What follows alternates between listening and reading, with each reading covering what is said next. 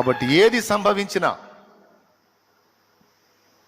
సంభవించినా మహిమ నీకే ప్రభు అంటూ సాగాలి. Praise the Lord.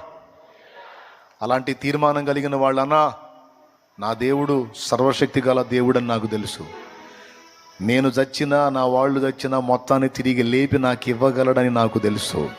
అలాంటి నిశ్చయత, అలాంటి విశ్వాసం నాకుందన్నా, నాకు రక్షకుడు కావాలి, నాకు యేసయ్య కావాలన్నోళ్ళు లేచి నిలబడండి. ఒక మాట చెప్తా,